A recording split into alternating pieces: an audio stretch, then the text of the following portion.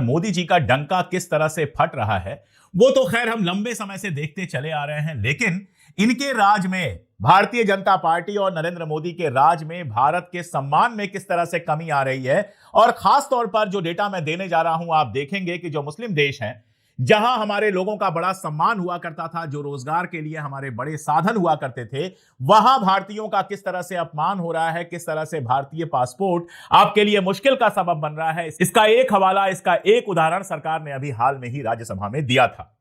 Deporting, आप जानते हैं डिपोर्टिंग तब होती है जब किसी देश के नागरिकों को दूसरे देश से भेज दिया जाता है जबरदस्ती कि तुम यहां रहने लायक नहीं हो, तुम यहां से जाओ। अभी तक जब भी डिपोर्ट का नाम आ रहा था तो हमारे दिमाग में एक ही नाम आता था, अमेरिका। हमें लगता था कि ट्रंप के आने के बाद से अमेरिका से भारतीयों के डिपोर्टेशन की संख्या बहुत ज्यादा बढ़ गई है। लेकिन सरकार ने जो आंकड़ा दिया है, अगर आप उसको देखें तो अकेला अमेरिका नहीं है, कुल 81 देश हैं जिनसे 24,600 से ज्यादा लोगों को डिपोर्ट किया गया है केवल साल 2025 में। और इसमें भी सबसे बड़ी बात यह है कि इस मामले में नंबर 1 अमेरिका नहीं है, नंबर 1 पे है सऊदी अरबिया, जिसने 12 महीने में तकरीबन 11,000 लोगों को डिपोर्ट किया है।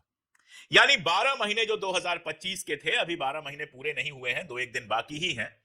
अगर जनवरी से लेकर दिसंबर तक अभी तक का आंकड़ा देखें तो तकरीबन हर महीने 1,000 लोगों को सऊदी अरबिया ने अपने यहां से निकालकर भारत वापस भेज दिया है।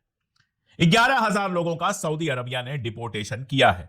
अमेरिका से केवल 3,000 का यह नंबर है कि अमेरिका ने 3,000 लोगों को डिपोर्ट किया है। और उसके बाद के नंबर आप देखिए, म्यांमार ने 1,591, यूएई, दुबई जहां पर है, जहां बहुत सारे भारतीय काम करते हैं, उसने 1,469, 1469, बहरीन ने 764, मलेशिया ने 1485, थाईलैंड ने 481 और कंबोडिया ने 305 लोगों को वापस किया है।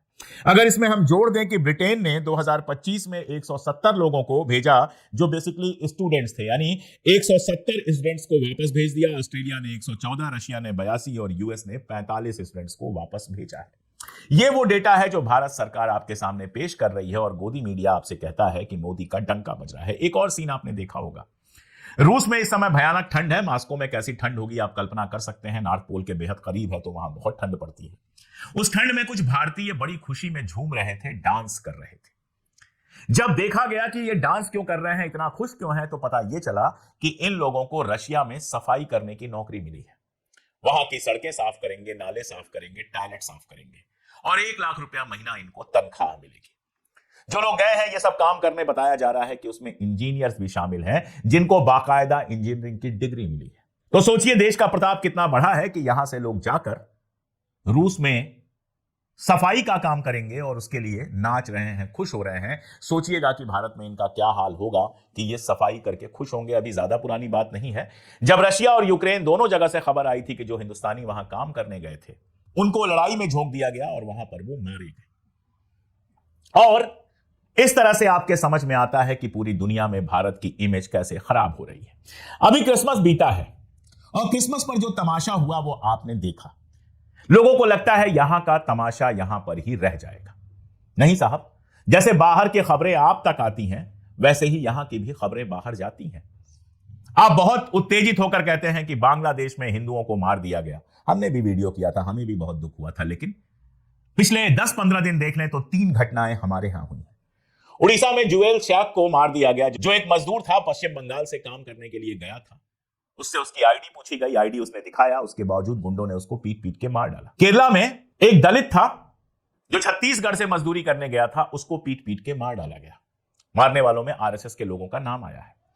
उत्तराखंड में एक लड़का त्रिपुरा से गया हुआ था, वहां पर वो एमबीए कर रहा था एक प्राइवेट यूनिवर्सिटी से।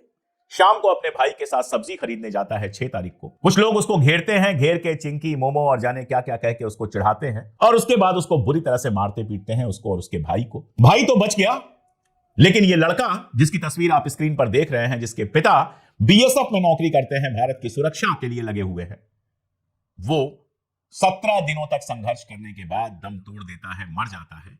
एक हिंदू लड़का जो नॉर्थ ईस्ट का है, उसको इसलिए पीट पीट के मार डाला जाता है क्योंकि उसका चेहरा मोहरा उत्तर भारतीयों से नहीं मिलता है। आपको क्या लगता है ये खबरें बाहर नहीं जाती हैं? क्रिसमस पर जो आपने तमाशा किया, क्या वो खबरें बाहर नहीं गई? क्या दुनिया भर के अखबारों ने ये खबरें नहीं छापी? कुवैत से अरब टाइम्स निकलता है। अरब टाइम्स ने जो कुवैत का है, मैंने आपको बताया मिडिल ईस्ट का है, उसने क्रिसमस के दिन का एक वीडियो पोस्ट किया जिसमें कुछ लोग क्रिसमस मना रही महिलाओं को जबरदस्ती घर जाने के लिए कह रहे हैं। अरब टाइम्स कुवैत लिखता है कि क्रिसमस एक ऐसा त्योहार है जिसे भारत का ईसाई समुदाय काफी जोर शोर से मनाता है, लेकिन इस बार क्रिसमस पर ईसाई अल्पसंख्यकों को टारगेट करने वाली कई घटनाएं सामने आई हैं। अरब टाइम्स जो है वो इसके लिए दक्षिणपंथी राष्ट्रवाद यानी सीधे सीधे आरएसएस के उभार को जिम्मेदार बताता है। इसमें जबलपुर के भी एक वीडियो का जिक्र है जिसमें सत्ताधारी बीजेपी के एक नेता की मौजूदगी में एक ईसाई लड़की को धमकाती हुई पुलिस को दिखाया गया है। यह तो हो गया अरब टाइम्स की रिपोर्ट जो पूरे मिडिल ईस्ट में जाती है। इंग्लैंड जहां पर ईसाई धर्म डोमिनेटिंग है, सबसे ज्यादा ईसाई हैं, वहां के इंडिपेंडेंट ने बाकायदा द इंडिपेंडेंट जो वहां का अखबार है उसने खबर पोस्ट की जिसमें हिंदू राइट विंग जिस तरह से क्रिसमस के सेलिब्रेशन में बाधा पैदा कर रहे हैं उस पर डिटेल में लिखा गया।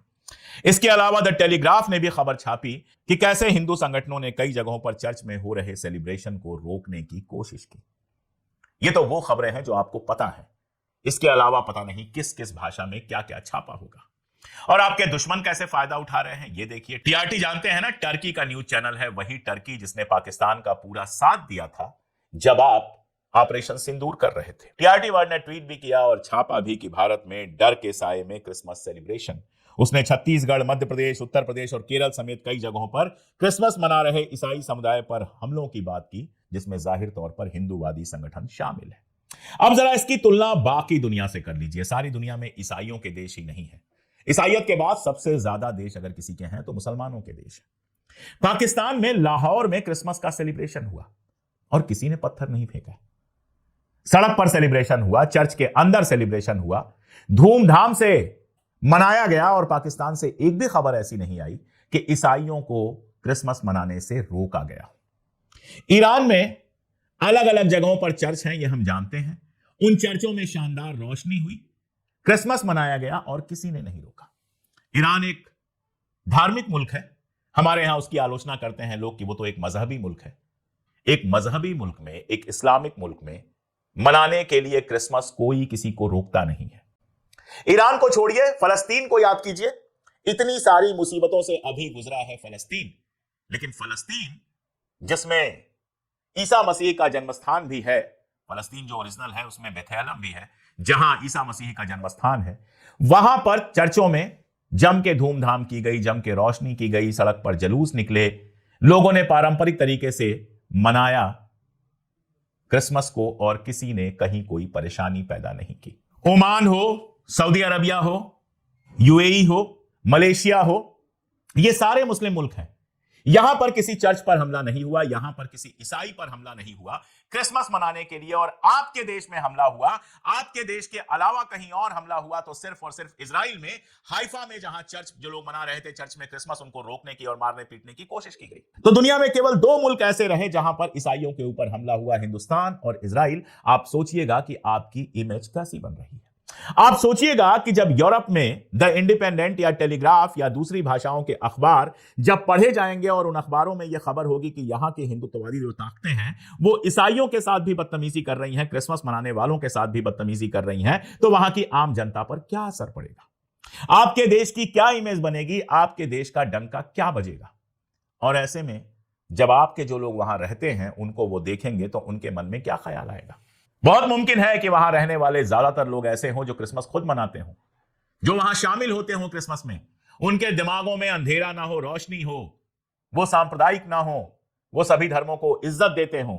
लेकिन यहां जो करनी की जा रही है, मान लीजिए मैं चला जाऊं यूरोप में, मेरा नाम अशोक कुमार पांडे है, नाम से मैं हिंदू पता ही चल जाएगा, और मुझसे कोई वहां पर ईसाई मिले और पूछे कि तुम लोग तो क्रिसमस मनाने नहीं देते हो, तो मैं क्या जवाब दूंगा? मैं तो सर्वधर्म संभाव वाला व्यक्ति हूं, मैं तो सारे त्योहार मनाता हूं।